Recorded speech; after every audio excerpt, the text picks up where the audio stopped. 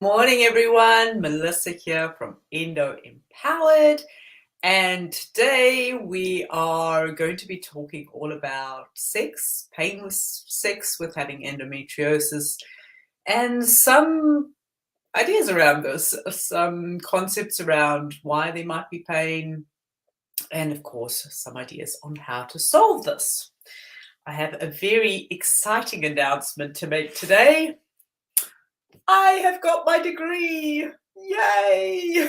It arrived yesterday in the mail. I'm super excited. I am officially a naturopath.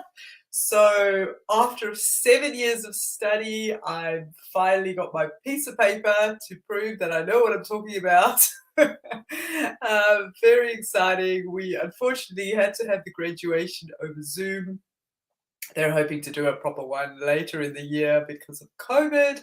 But I'm very excited to finally have my degree. So I'm going to be putting this one up in the background in a nice big frame. So, can really honor my achievement in that. Right, today we have got our tea choice is rosehip and hibiscus. This is by a tea company called Planet Organic. People have been asking me for the brand names. I believe this one is from Australia. Now, I did do some research on hibiscus because I thought this would be a good tea. And it basically says the emotional or personality of this particular tea says that it's really good for women who don't feel good with their sexuality. How good a timing is that? So I thought that was very apt. It does do a few other things. So really good for if you have cystitis, if you have painful urination. So often women will struggle with interstitial cystitis with endometriosis. Basically, it means an inflamed bladder. So if you find it painful to urinate, really good for that. So that's your hibiscus. Really high in vitamin C, great for colds and flus. It's really good if there is heat. So if you have pain, urinating, pain with the kidneys, anything to do with the kidneys, really, really good. And it's considered a sacred plant in India. So, it must be good. A few other things: uterine irritation and bleeding, painful periods. So, of course, that is something that we are always looking at, is painful periods, cramping and bleeding. I'll just see. This is very nice tasting, actually. So it's sort of like a red color. I don't know if you guys can see that. Yep. So that's kind of what it looks like. Really lovely tea. Now that one actually comes with the rosehip. Now this particular book doesn't have anything on rosehip, but very similar qualities in the rosehip. So really lovely tea combinations. Right. Anyone here with me today? Would love to hear from you. If you have any questions, if you have any thoughts or things that you would like me to cover in these live sessions, I am more than happy to take any requests. We're starting to really reach women and get a lot of inquiries and questions, which is lovely. So if you would love to have your question answered, feel free to reach out to me and I'll be happy to do that. I am going to be drinking my smoothie because I had a bit of a late start this morning. So I made myself a smoothie, which is super easy. Okay, so talking about painful sex with having endometriosis. There's a few things going on here. The first is the physical aspect of pain with endometriosis, which typically when I'm talking about painful sex, I'm more referring to the deep penetrative sex. So basically, that is where you experience pain when the penis goes further inside of your body. So when it's really going further deep in. So this will particularly be obvious if, once you're actually having sex, it's sort of rather painful with that deep penetrative sex. And that kind of pain is very common with endometriosis. And the reason for that is that essentially the organs around the abdomen should be moving around freely. So they should be just gliding off each other. So they have this kind of liquidy, it's actually peritoneal fluid. So that basically the organs all kind of glide each other. If you imagine balloons, with water and they glide past each other, that's kind of what's supposed to happen. Now, unfortunately, what happens with endometriosis is adhesions form between organs. And so your bladder might be stuck to something, or your ovary might be stuck to something. And because of that, there is restriction in movement. And then when you have sex and those things are supposed to kind of move out the way as you're having sex, that's when you could experience pain for that reason. There are other reasons that you could experience pain with having sex. The other reason is more to do with digestive issues. So it's very common for women with endometriosis to also experience digestive issues. And so often there is a lot of gas buildup. So, in the actual bowel, there's a lot of gas buildup. And it's that gas that then moves around that can cause pain as well. Or there's gas that's trapped somewhere. And then when you're having that deep penetrative sex, that will cause that to put pressure on the bowel and therefore cause pain as well. Often there's an overlap there. So there may be adhesions attached to the bowel. There may be gas. There's a lot of things going on. It's not generally one thing. Okay. So that's generally the most common associated symptom with endometriosis and painful sex is the deep painful sex. And what you'll find is that actually is cyclical. So there's certain times of the month that is more obvious, and other times of the month that's not so obvious. And generally, if you think about what's happening with the uterus buildup, that change, so that may be a factor. Maybe the ovaries are swollen, that may be a factor. Different women experience pain in different ways, and so it's really about noting where you experience pain, when you experience pain, and recognizing that there is a pattern. So once you establish a pattern, it's actually easier to figure out what is the cause of the pain, and then you can work around that. So initially, you just work around that with your partner and say, okay, these are better days for me, and these are days that I find it easier. And obviously, then we work together to alleviate the reason for that pain. So it's not just about avoiding it, but actually working on reducing that inflammation, reducing those adhesions, and actually getting your body back to health. So that is obviously your goal. But, in the meantime, we want to avoid experiencing pain with sex. And the main reason for that is that there is a lot of psychological things that happen when you experience pain with sex. If you can, I'm sure that if you've experienced pain with sex, your desire for sex will diminish because you've now associated pain with sex. And so your desire to have it is not going to be there so much. And so what we want to do is not force the issue. So I've unfortunately heard of women who go, well, I just grin and bear it. That is not a good way to move forward. It's really working on figuring out when do you experience pain and working around that schedule, but then obviously working on the root triggers of that pain and actually alleviating that. So the key thing here is that you don't want to get into a psychological association of pain with sex, as in when I have sex, I always have pain. You want to work into a pattern where you recognize when it's less painful and when it can be enjoyable, and focus on those days instead. I know some women experience pain all the time, so I appreciate that. So that's where it's really important to work on healing your body and working on reducing that inflammation so then you can have sex again. Now, there are things that happen when we have a psychological kind of fear, I guess, of that pain, is that everything will just close up. So all the muscles inside of the vagina will just close up, and then we experience what I sort of call the entry level pain. So entry level pain is really where it's painful for when you first enter the vagina. So when the penis first enters the vagina, that gets painful.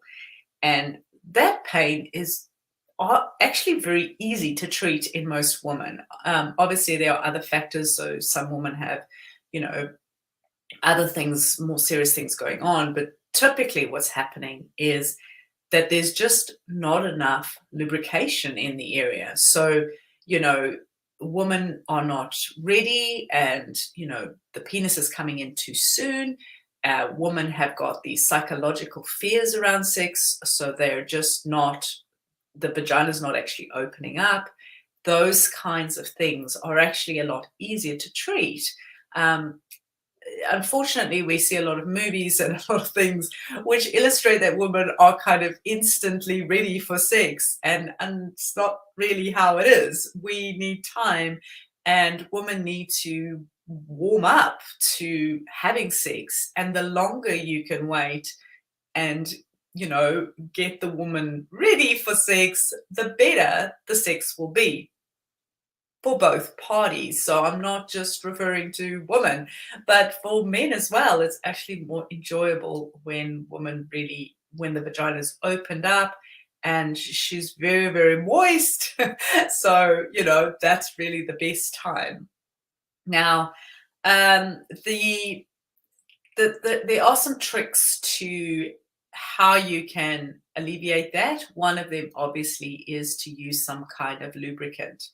And I did do a full presentation on this. So if you have got dryness, if you feel like, you're just struggling with that side of things, and sometimes that can happen also with age as you're going into menopause, that can happen. There can be shifts in hormones that can cause that to happen. So if you're taking some kind of hormone treatment, like you're on the pill or something like that, that will change the natural sexual desire, and therefore vaginal dryness is very, very common. So if that's something you're experiencing, if you want more information on that, I did do a whole presentation on this, which I can pop on the website for you guys. And you can have a look at it and see, there's some tools and tricks of things that you can do to alleviate that. The biggest one is that we came up with our own lubricant, which is a very cool lubricant, completely natural, and you could even eat it. It's so natural. So yeah. Okay. Now, there are other things that really could be going on in terms of painful sex, and that's sort of more of a deeper discussion, and it's really around pain and experiencing pain. Pain is something that the body creates as a protective mechanism. So if there has been a painful experience in the body, any part of the body, it will do its best to protect you from future pain. And in some cases, women have been through sexual abuse or rape, or had a negative sexual experience, or it could just be that whole experience of just going to the gynecologist, to be honest. Even that in itself can be very traumatic. I know for me, I found the experience very traumatic. To my first time seeing a gynecologist, and I was quite young, I was 16, and just found the whole experience incredibly invasive, did not feel comfortable at all. It was this old guy. He, didn't put gloves on. It felt very, I don't know, it just felt really off. And so it's not to say that necessarily there's been sexual abuse, but there are a lot of sort of stories that have come up of women sharing that they had some kind of sexual abuse or some kind of situation like that. And because there has been pain in that area, the body will do whatever it needs to do to protect itself. And so even something like surgery, if you think about it, we're not conscious, but the body has experienced that. The body has been through that, even that the body has been through pain in that area. And so sometimes you find that women have a tendency to kind of crouch around the belly, so their posture changes. Women often will have almost this belly like they're pregnant, and they will walk like they're pregnant, and they will act like they're pregnant. And it's almost like the body has created that scenario as a protective shield for that space. And pain often is a way for your body to create that same shield. So you may experience pain with sex as a way to protect that space because it's fearful. It's fearful that there's going to be associated pain in that area, because there's now essentially a penis coming in. It's sort of like you're coming into my space and I don't want that. So I'm going to create pain in that area. So what we need to do there is release some of that pain, and there are lots of different techniques on how to do that. But really, we want to get to a place where we've released the trauma of whatever's happened in that space. I remember doing a mind massage course in London long time ago now.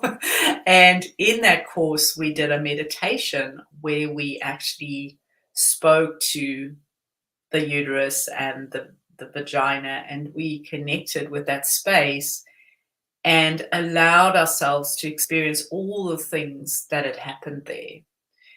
And it was quite interesting to me as to how many sort of negative experiences I'd had and how much I didn't want to acknowledge that, how much I kind of pushed that down because it was too much. Like, this is a very private, very personal space. And as women, I feel like more so because it's inside. And, when you think about the act of sex, it's sort of this very intimate space. And now you're having this thing come in. And of course, it's a lot easier when you have a very loving relationship that you're in and you have somebody who you can tell them and you can talk to them about if you experience pain or if there's anything going on. But sometimes women don't have that, or there is a feeling of inadequacy as a woman, so maybe you have an idea that you need to just grin and bear it because you want to please your husband or your partner, or you feel that this is your duty as a woman, that you should do this, have sex with him, even though it's painful. So, one needs to be very mindful of the thinking and the perceived danger in your mind around sex and what it means. And so I really invite you, if you experience pain with sex, to look at the emotional aspects of whatever's happened to you, in that space. Really think about, and maybe do some meditating on this, maybe do some emotional release techniques that you can free this from the body because it's held in those cells and it's held in that space. And so, it's going to cause those muscles to tighten up. It's going to cause you to feel fearful. And so this is where that whole kind of posture change often happens, where women's whole posture changes. They don't stand upright because there's that fear there. And I know that this is something that I did for many, many years. My posture was very much protective of the belly. I didn't want anyone even touching my stomach. Like, I remember, you know, if somebody touched my stomach, I would flinch because there was just so much fear attached to that whole area. Um, Having been through 7 surgeries, you can imagine how much stuff was just sitting there and how much pain that whole space had been through. And so for yourself, if you have experienced pain in that area, if you have experienced, surgeries or any kind of other negative experiences, it's really important to get rid of that in terms of freeing that from the body. And there's very simple techniques you can do to do that. Literally just sit with the visual of that space in your mind, sit with it calmly, and just allow yourself to connect with the uterus, connect with the vagina, really be present with that space. For many years, I did not acknowledge that space at all. Like, I had this idea that I was broken, and anything relating to my uterus, my womanly bits, because of the endometriosis, I had this association that there was something deeply wrong with me. And so by not acknowledging that space, it was almost like I didn't acknowledge that it existed. And so I would literally just not even connect with that space. And I know a lot of women do feel that way. They do feel very much broken because they have endo. They feel they have to fight. And I'm very anti the word endo warrior, because you can't fight with your own body. Endometriosis is merely a sign, it's a signal that your body is feeling out of balance and it needs support. When we use terms like I'm an endo warrior or I'm fighting the endometriosis, you're actually fighting with your own body. And because I see some similarities with endometriosis being an autoimmune condition, that seems very interesting to me, that there's this mindset aspect of endometriosis being an autoimmune condition, and autoimmune implies body is fighting its own cells. Well, if you're fighting against endometriosis, you're a warrior against endo, well, you're resisting your own cells. And they're just cells that are in the wrong place. We just need to re-educate the immune system to go, yep, cells in the wrong place. Let's just clean that up. No problems. Okay, so I really hope that message comes through, because I feel such pain for women who have this idea that they need to fight their own body, and that endometriosis is something that we need to resist.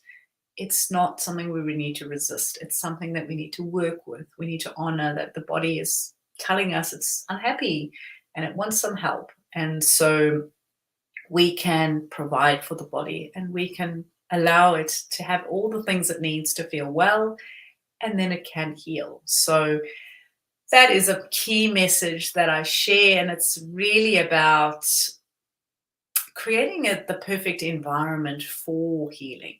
And so often we are in an environment where we're not providing for the body, and then we wonder why the body is not happy and it's out of balance. So a lot of the time I see women not supporting themselves with the right foods, not nourishing the body enough. So either the diet is really restrictive, or they're just eating the wrong things that are not actually nourishing. And so the body is deprived of what it needs to do its job. And so then it's running on empty. Now, what's interesting about this is if we're running on empty, we don't have the reserves to then deal with stress. We don't have the reserves to deal with, and everything's going to feel larger. It's like you're running on low energy. Everything feels harder. When you haven't slept and you feel tired and you try and do something, it just feels so much harder. Like everything feels so much more difficult. And so oftentimes that's because you're just running on really low fuel levels. Your nutrients that you have in your body are just really, really low. And so there's low energy. Maybe you're not sleeping, maybe you're struggling to get through the day. And then it's the body is in this depleted state. So then when we have emotional strains or we feel things out of balance, it's almost like the body is in this hyperdrive, this hyper state to protect itself, because now it's like it's weak, it's weakened by that state because it's low on nutrient density. And so when something comes in that feels too much or too much in terms of emotional strain, you're going to feel it harder. You're going to feel more anxiety. And therefore, that pain level goes up as well, because that pain is a protective mechanism. It's your body's way of saying, I don't like this, I want out. An interesting thing that often women will say is that, when they acknowledge that, they actually need time out. When they acknowledge that they've been working too hard, they've been doing too much, they've been pushing too much, and slow down in that month, their period is a lot better. They don't have as much pain. And so it's interesting to me, because to me that illustrates that maybe the intensity of that pain is somewhat related to just your body's way of saying, I need a timeout. This is my excuse to get that timeout. I'm going to make your period super painful so that you don't go to work, so that you take some time to just chill and watch Netflix for 2 days. Not all the time, but a lot of the time. We are driving ourselves all the time to do more, do more, do more, do more. At some point, the body just goes, I've had enough. I need a break. Because we don't take those breaks ourselves. We don't honor that we need to just chill out and sit outside in the sun and read a book or do something that's not related to working or being productive or getting something done. So really asking ourselves, how important are these things that we feel need to get done? So that's my thoughts today on pain and associated pain. Now, when it comes to pain with sex, there's lots of layers to this. And one of the layers is to really look at the feminine, the female in you, the woman in you, and what pain has she experienced? And how does your sexuality and your feeling around sex, what is that? Is it suppressed? Do you feel shame around having sex? Does a sexual appetite make you feel like that's gross, or you shouldn't do that, or you're a bad girl if you do that? Because there is so much of that as well. So much shame associated with wanting to enjoy sex as a woman. So does that make you a bad person? And what are your thoughts around that? Is there things that you feel shouldn't be done as a woman? She shouldn't act a certain way. So by having pain with sex, is there something you're protecting against there? By avoiding having sex, are you avoiding something within you that you feel shameful about or fearful about? A label that maybe you've worried about? Does it say something about you that you act a certain way sexually? And really think about that. Really think about the connections there that may be going on for you, and what you associate as being woman and what you associate as the feminine in you. And, sort of really thinking about that. What does it mean to be a woman? Do you resist being a woman? Do you resist the label of being a woman? Do you feel that that's not a good, term for who you are? Do you not want to be labeled a woman? And what does it mean in terms of your identity? Does it make you feel freer, or does it make you feel more vulnerable? Does having a label attached to your name or your person make you feel like you have a place in the world and how to act and how to be? Or does it make you feel restricted? Do you resist that label? I know women who've come to me and they work in very male dominated industries, and there is a resistance to being a woman because being a woman is seen negatively in those spaces. And where that perception comes from is debatable, but their perception of self is not favorable. They feel that because they're a woman, they're less than. And so they feel that they need to prove themselves as a woman. So there is a resistance against being a woman. And so can you see how then there is not this acceptance of being a woman, of having a vagina, of and having potentially in those male dominated industries, there's often a sort of men treat women as mere sex objects, or there's an aspect of that where your sexual ability or your ability to be attractive is part of the picture in terms of getting ahead or in terms of getting things that you want. Is that something that you treasure, or is that something you resist? Is that something you use to your advantage, or do you feel disgruntled about that? Do you feel that that's not really fair, that you should have to use that? So can you see how that could create resistance against you as a woman, and parts of you that make you a woman? Those inside bits are what make you a woman. So really questioning so many of these things and so many of these thoughts, because they are phenomenally important in terms of your pain and the pain that you hold deep inside of the very deep part of who you are. You know, a lot of the time I also see a lot of pain when it comes to women who want to get pregnant, or they desperately want to have children and they can't, they feel they can't, or they've had a child and, you know, the associated pain with going through labor was so intense. And so they develop pain again in that space. Is there a resistance there?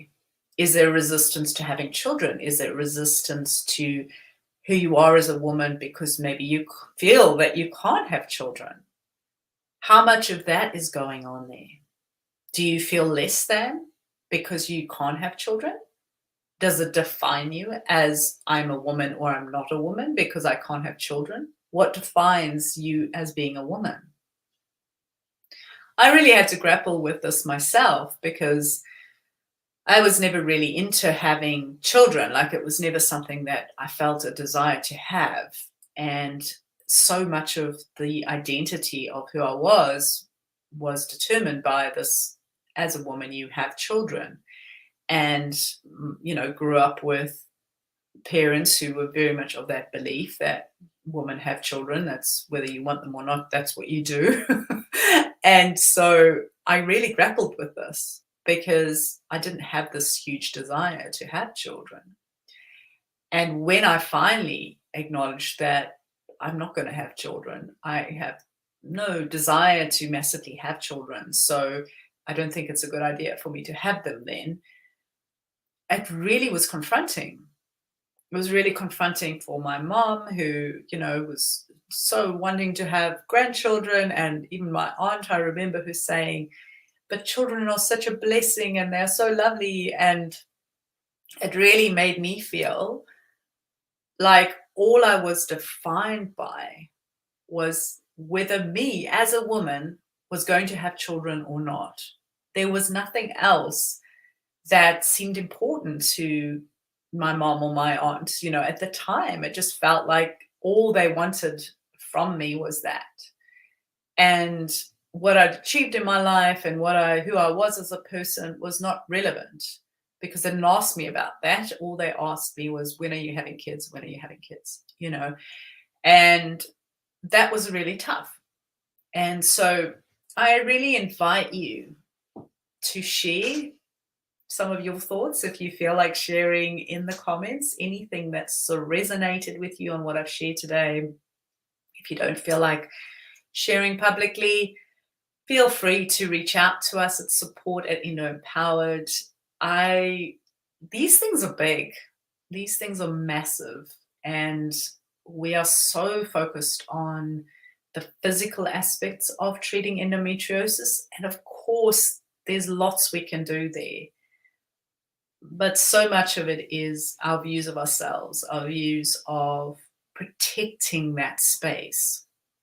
And so much of this is your mind and how you view yourself and view your body and yourself as a woman, or however you view yourself. And, I really invite you to think about this. There's this huge kind of, I don't even know what you call it in America. I know that's what's going on at the moment, is very much this gender neutral, don't want to be labeled stuff going on. And I actually feel that this is potentially dangerous. I feel that there are many characteristics that do define us as women, and I want to celebrate those. I want to celebrate being a woman. I want to celebrate the beauty that we possess, the nuances that make us uniquely just different, and that's okay. And I really want women to be acknowledged as women, because we go through so much, and we've been through so much through history and through so many changes, and yet women still are fighting for that voice of actually having their platform of, we are women. And I feel that we should stand together on that. I feel we should stand together on honoring who we are and honoring that we are women. And I don't feel that we should have to justify ourselves or our label, whatever that may be. I think that we are defined simply by the fact that we are women with womanly bits inside, and we have the choice to have children, and we have a period every month, and we feel very differently, very, very differently. And it's that feeling, that feminine energy, that you can't replace that. It's definitely one that I think is undervalued and underappreciated. And I think that we need to honor who that inside of us, because that is ultimately what makes us more powerful and makes the world a better place, in my opinion. We feel deeply and we care deeply most of the time. Most women do. So I really am excited that you're here with me, that you want to share this journey with me, and would love to hear from you if you have any thoughts or any feedback about anything I've shared today. It is a tough topic, and so I appreciate if you would prefer to reach out to me personally, and if there's anything I can support you with, I will make a way for you to see that presentation that I did, and you guys can have a look at that to support you if you do have vaginal dryness going on for you. All right, thank you so much. Talk to you soon. Bye.